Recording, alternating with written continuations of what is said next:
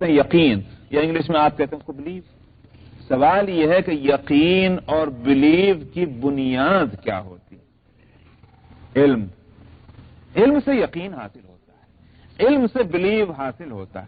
کس کے پاس یہ علم ہے کہ اللہ کے ساتھ فنا اور فنا شریک ہے کسی کے پاس علم؟ کس کے پاس اس کا علم ہے کہ آخرت نہیں آئے گی؟ کس کے پاس اس کا علم ہے کہ صاحب ہم مر کر زمین میں گل جائیں گے، سڑ جائیں گے؟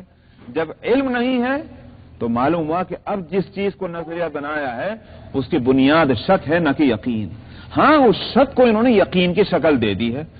توحید کا عقیدہ اس کے پاس، اس کے لیے علم موجود ہے. ایک تو علم اس واسطے کہ آنکھوں سے نظر آ رہا ہے، یہ سارا نظام کائنات جو چل رہا ہے یہ ایک چیز بول رہی ہے کہ جس کا بنانے والا ایک ہے، مختلف نہیں. مثال کے طور پر اگر یوں سمجھیے آپ کہ ایک گاڑی میں دو انجن لگے ہوئے ہوں اور دو انجن جو ہے وہ ان کو یہ آزادی ہے کہ چاہے ادھر کو چلیں چاہے ادھر کو چلیں. اگر دو مختلف سمتوں میں انجن چل پڑے تو وہ گاڑی ٹھہری رہے گی کہ ٹوٹ کر ریزہ ریزہ ہو جائے گی؟ سمجھ میں ہی نہیں بات. یہ قرآن پاک اس تعلق سے ایک آیت لاتا ہے اور وہ یہ لو کان فیہما آلہۃ الا اللہ لفسدتا. آسمانوں اور زمینوں میں اگر ایک معبود کے سوا کچھ اور بھی معبود ہوتے تو یہ تو نظام کبھی کا ٹوٹ پھوٹ چکا ہوتا. یہ بات کیوں کہی گئی؟ بہت سمپل بات ہے.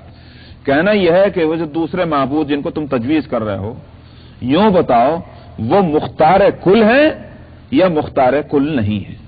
یعنی کلیتاً کمپلیٹ اختیار اور اتھارٹی ان کو ہے نہیں کہ جو چاہیں اس کو نافذ کر دیں، یا نہیں ہے؟ اگر کون نہیں ہے تو وہ معبود ہی نہیں ہو سکتے. سمجھ میں آیا؟ مجبور کے معبود ہونے کا کیا معنی؟ اگر مجبور معبود ہو سکتا ہے تو پھر تو ہر انسان بھی معبود ہو سکتا ہے، ہر جانور بھی معبود ہو سکتا ہے، ہر درخت اور پتھر بھی معبود ہو سکتا ہے.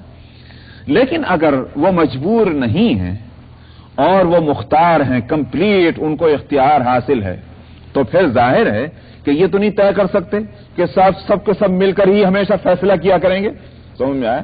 وہ تو ہمیشہ مل کر فیصلہ کرنا کسی مجبوری کے تحت ہوتا ہے. لیکن جب اختیار تام حاصل ہے تو یہ بھی تو ممکن ہے کہ وہی مثال کہ ایک انجن ادھر کو جا رہا ہے ایک انجن ادھر کو جا رہا ہے، اس صورت میں اس گاڑی کا کیا حشر ہوگا؟ فرمایا کہ مثلا ایک شخص کا ارادہ یہ ہے کہ دھوپ نکلے اور دوسرے معبود کا ارادہ یہ دھوپ نہ نکلے، کیا ہوگا؟ نظام چل ہی نہیں سکتا. تو عقل سے بھی سوچو تو اللہ کا ایک ہونا، خالق کا، مالک کا ایک ہونا سمجھ میں آتا ہے. اور اگر علم پر بنیاد بناؤ تو پیغمبر نے جو تم کو علم دیا اللہ کی طرف سے آیا، جس کو جھٹلا نہیں سکتے، اس علم سے بھی جو یقین حاصل ہوتا ہے وہ یہ کہ اللہ ایک ہے. تو اس یقین کی بنیاد تو علم ہے، لیکن شرک جو ہے اس کی بنیاد علم نہیں. آخرت کے انکار کی بنیاد علم نہیں ہے، جنت کے انکار کی بنیاد علم نہیں ہے، جہنم کی بنیاد کے انکار علم نہیں. تو اس کو فرمایا انہم فی شک مریب، یہ لوگ شک میں ٹامک ٹوئیاں کر رہے ہیں. اس کے بعد سورہ ہے سورہ فاطر. یہ سورت بھی مکی ہے. اس کے اندر 43 آیتیں ہیں، 43 یا 45 آیتیں ہیں. اس کا نام سورہ فاطر جو رکھا گیا ہے، پہلی آیت کے اندر لفظ آ رہا ہے فاطر، اسی سے یہ سورت کا نام لے لیا گیا فاطر. الحمدللہ فاطر السماوات والارض. یہ سورت مکی ہے اور یوں سمجھیے کہ اس وقت کی نازل ہوئی بھی ہے کہ جس وقت مخالفت مسلمانوں کی، اسلام کی، پیغمبر اسلام کی شدت اختیار کر چکی ہے اور ہر طرف سے تانے ہیں، ہر طرف سے جو ہیں وہ گالیوں کی بوچھار ہے، ہر طرف سے مخالفتیں ہیں، ہر طرف سے تکلیفیں اور ایذائیں ہیں اور بات ماننے کو کوئی تیار نہیں. یہ ہے وہ ماحول. اس ماحول میں یہ سورت نازل ہوئی ہے. اس میں وہ مضمون جس مضمون پر پچھلی سورت کو ختم کیا گیا ہے وہی مضمون یوں سمجھیے کہ اس سورت کے اندر ہے. حاصل یہی بتانے کا ہے کہ پیغمبر جس چیز کو تم کو دعوت دیتا ہے اس میں تم خود سوچو کہ یہ دعوت عقل کی ترازو میں تولو، علم کی ترازی میں تولو، یہ فٹ بیٹھتی ہے اور وزن دار ہے کہ بے وزن ہے. نمبر ایک تو یہ ہے. نمبر دو یہ کہ جو بات یہ کہہ رہا ہے یہ تمہارے فائدے کی ہے یا نقصان کی ہے. ان دو باتوں کو پیش نظر رکھ کر کے اس کی دعوت کو دیکھو کہ دعوت قابل قبول ہے کہ نہیں. اور اگر تم सही समझने के बावजूद इसकी दावत पर लब्बैक नहीं कह रहे हो, तो तुम खुद सोचो, तुमको जो अल्लाह ने अकल दी है उस अकल की रोशनी में कि इसका नुकसान किसको होगा। तुम क्यों अपने हाथों अपने को हिला किए देते हो? तो यूं कहिए कि अज़राह लुत्फ व इनायत और रहम और मेहरबानी से उनको फहमाइश की जा रही है सूरत के अंदर, और कहीं कहीं नबी करीम सल्लल्लाहु अलैहि वसल्लम को भी तसल्ली दी गई है कि आप अपने आप को इस गम में मुब्तला न करें कि नहीं मान रहे। जो नहीं मान रहे उनकी तरफ से गम न कीजिए, अपने औकात को जो है उन लोगों के हिदायत में और उन लोगों के इस्लाह और तरबियत में लगाएं जो आपकी बात को सुनते हैं। यह है हासिल इस पूरी सूरत का। फरमाया तमाम तारीफें उस अल्लाह के लिए हैं कि जो पैदा करने वाला है आसमानों का और जमीन का। जाइरुल मलाइकति रुसुलन, जिसने बनाया है फरिश्तों को अपना, इंग्लिश में कहिए तो रिप्रेजेंटेटिव, और रसूल कहते हैं पैगाम रसां को, जो पैगाम पहुंचाने वाला है। या तो यहां मुराद इससे यही है कि अल्लाह सुब्हानहू व तआला उन फरिश्तों को कि जो इस मखलूकात कायनात के अंदर सबसे ज्यादा मुकद्दस और मुकर्रम मखलूक है, जिनके मुकद्दस होने को मुशरिकीन मक्का भी तस्लीम करते हैं, इसी वास्ते उनको माबूद तस्लीम किए हुए हैं कि अल्लाह की बेटियां होने की वजह से फरिश्ते जो है माबूद हैं। तो यहां बतलाना ही है कि माबूद कहां से होंगे? ये तो अल्लाह के मामूर हैं, अल्लाह सुब्हानहू व तआला के हुक्म को बजा लाने वाले हैं, ये मुराद। तो चाहे वो पैगाम लाने वाले फरिश्ते हों, इस एतबार से रसूल कहा गया, या इस एतबार से भी रसूल हैं कि अल्लाह ने फरमाया कि ये काम करो, ये काम करो, ये काम करो। तो इसीलिए मैंने कहा कि इंग्लिश में उनको रिप्रेजेंटेटिव भी कह सकते हैं। अल्लाह ने बनाया है, जो बनाने वाला है फरिश्तों को अपना मामूर, और वो फरिश्ते कैसे हैं? ओली अजनिहातिम मसना व सुलासा व रुबा, यानी ताकत और कुव्वत वाले हैं। ये नहीं कि अल्लाह ने हुक्म दे दिया इतना बड़ा कि जिसका पूरा करना मुश्किल है, उसकी ताकत उनके अंदर मौजूद है कि आसमानों और जमीनों की सैर, वो आसमान और जमीनों के फासले कि जिनको किसी हिसाब में नहीं लाया जा सकता, कि साथ 10 मील, 50 मील, 10,000 मील, 10 मिलियन मील, 10 बिलियन मील, कोई हिसाब ही नहीं उसके अंदर। लेकिन इन फरिश्तों का आना और जाना एक जगह से दूसरी जगह अल्लाह के हुक्म की तामील में, इसलिए उनके वास्ते मुश्किल नहीं है कि अल्लाह ने उनको बड़ी ताकत और कुव्वत वाला बनाया। उसके लिए लफ्ज लाए हैं उली अजनिहतिन, कि अल्लाह ने उनको बाजू वाला, पर वाला बनाया है। किसी के 2 पर हैं, किसी के 3 पर हैं, किसी के 4 पर हैं। यहां 4 पर लाकर बात खत्म कर दी गई है। इसके ये माना नहीं है कि 4 से ज्यादा नहीं, बल्कि कसरत मुराद है। मुख्तलिफ, जिसको जो काम सपुर्द किया गया वैसे ही उसको ताकत दी गई है। किसी को अगर ये कहा यहीं रहो तुम, कहीं नहीं जाना, उसको ज्यादा परों की जरूरत नहीं है। जिसको अगर लंबे सफर के लिए मामूर किया हुआ है उसको ज्यादा पर दिए गए। मसलन हजरत जिब्रील अलैहिस्सलातु वस्सलाम के लिए आता है हजरत आयशा रज़ियल्लाहु अन्हा की हदीस में कि नबी करीम सल्लल्लाहु अलैहि वसल्लम ने 2 मरतबा हजरत जिब्रील को उनकी असली शक्ल में देखा। तो इस तरह देखा कि आसमान को, पूरे उफुक को मालूम ढांप रखा है, कोई चीज उनसे इधर आधर नजर नहीं आ रही, पूरे फिजाए आसमानी जो है वो छुप गया है जिब्रील से। और 600 बाजू बतलाए कि 600 बाजू और 600 पर हैं हजरत जिब्रील अलैहिस्सलाम के। तो मालूम हुआ कि यहां कोई एक मुकर्ररा तादाद बतलानी मकसूद नहीं है, 1 से शुरू होकर के 4 तक लिया, मुराद ये कि ज्यादा भी हो सकते हैं। तो ताकत और कुव्वत को बतलाना है। परिंदा जो उड़ता है वो जाहिर है कि अपने परों से उड़ता है। जितने उसके आप देखेंगे कि जितने परिंदे के उस बाजू के अंदर जितने परों का इजाफा होगा वो उतने ही तेज जाने वाला परिंदा होता है। यहां बाजू भी और बढ़ा दिए गए, न सिर्फ ये के पर। तो इसलिए उसकी ताकत और कुव्वत को बतलाना मकसूद है। बनाने वाला है फरिश्तों को अपना नुमाइंदा, जो पर वाले हैं 2-2, 3-3 और 4-4। यज़ीदु फिल खल्क़ि मा यशा। और तो 4 पर गाड़ी नहीं रुकती। वो जो बात मैंने कही है आगे की आयत भी उसी को बतला रही है। फरमाया कि पैदा करने में अल्लाह जिसके लिए जो चीज चाहता है उसको इजाफा कर देता है। तो अल्लाह चाहे तो 1 पर वाला फरिश्ता बना दें, 2 पर वाला बना दें, 600 पर वाला बना दें, उसको इसके इख्तियार है। इन्नल्लाह अला कुल्लि शैइन क़दीर, बिला शुबा अल्लाह हर चीज पर कुदरत रखने वाले हैं। मा यफ्तहिल्लाहु लिन्नासि मिन रहमतिन फला मुमसिक लहा। फरमाया कि अल्लाह सुब्हानहू व तआला जिसके लिए रहमत खोल दें, जिसको रहमत अता फरमाएं, उसको कोई रोकने वाला नहीं उस रहमत से। वमा युमसिक फला मुरसिल लहू मिन बादी, और जिसको रहमत से महरूम करने का फैसला फरमाए, रहमत रोक दें जिससे, उसको रहमत देने वाला या उस रहमत का रास्ता खोलने वाला कोई नहीं। फला मुरसिल लहू मिन बादी, अल्लाह के फैसले के बाद। वहुवल अजीजुल हकीम, वो अपने फैसले पर गालिब है, और फैसला उसका जो है वो अंधे की लाठी की तरह नहीं चलता, बल्कि यह हिकमतों की बुनियाद पर है। अल हकीम, वो हिकमत वाला है। बस ये तक रखिएगा।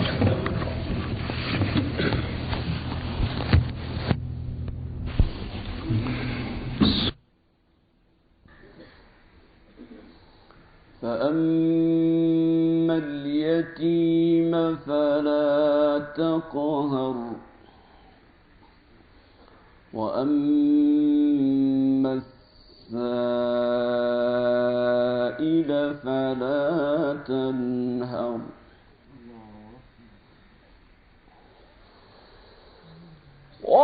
وأما بنعمة ربك فحدث لا إله إلا الله والله أكبر ولله الحمد بسم الله الرحمن الرحيم ألم نشرح لك صدرك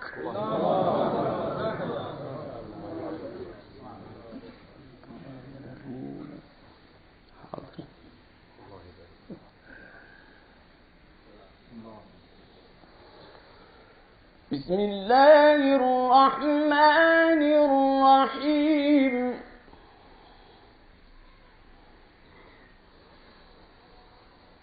والضحى والليل إذا سجى ما ودعك ربك وما قلى وللآخرة خير لك من الأولى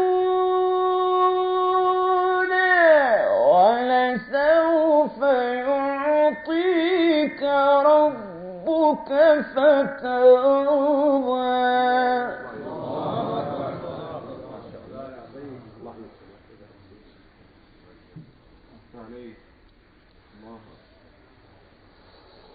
ألم يجدك يتيما فآوى ووجدك ضالا فهدى ووجدك عائلا فأغنى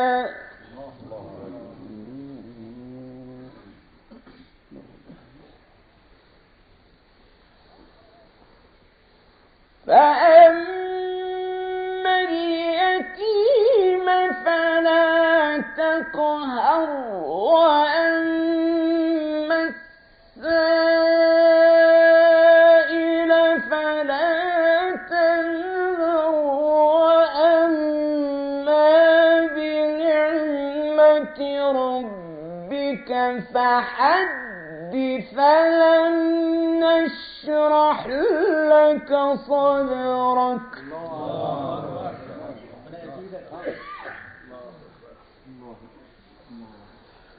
ووضعنا عنك وزرك الذي أنقض ظهرك ورفعنا لك ذكرك فإن مع العسر يسرا إن مع العسر يسرا فإذا فرغت فانصب وإلى ربك فارغب صدق الله العظيم.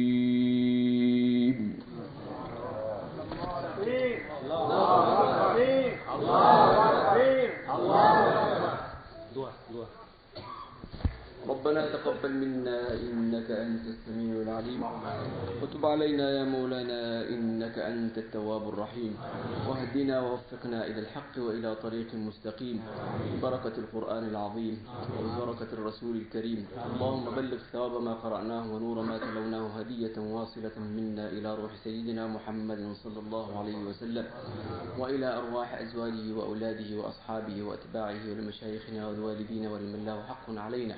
اللهم انفعنا وارفعنا بالقرآن، اللهم اجعله حجة لنا لا حجة علينا، اللهم ذكرنا منه ما نسينا وارزقنا تلاوته آناء الليل وأطراف النهار. سبحان ربك رب العزة عما يصفون وسلام على المرسلين والحمد لله رب العالمين. Brothers, we are going to pray Salatul Asr. We have to wait for a few minutes. We'll say Adhan. آخر رجاء شكرا لله. أذان العصر. العصر وجب.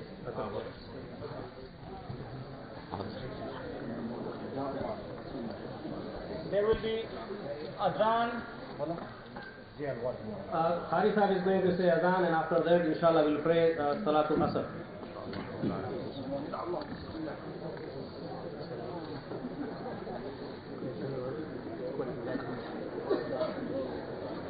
الله أكبر الله أكبر الله أكبر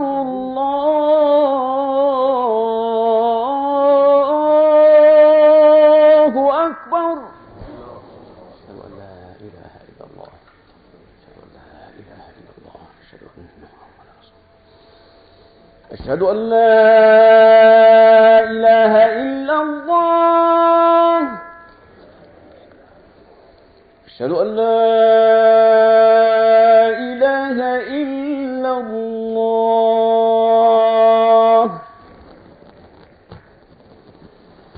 أشهد أن محمدا رسول الله، أشهد أن محمدا رسول الله.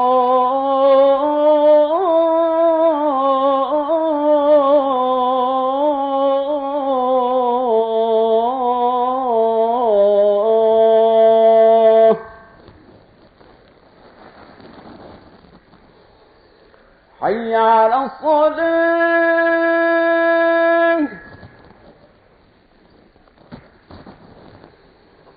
حي على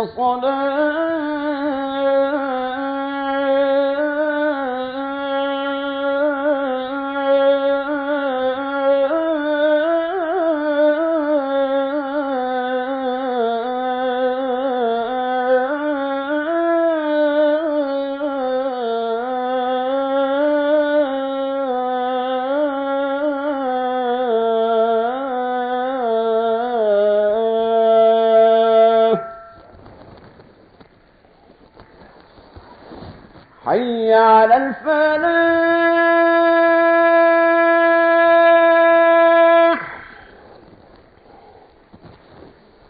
حي على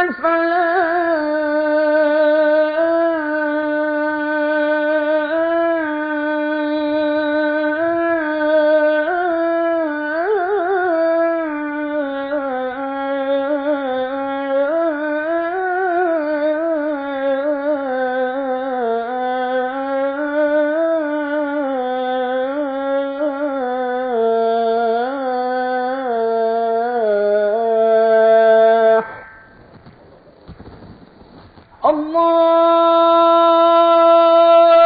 أكبر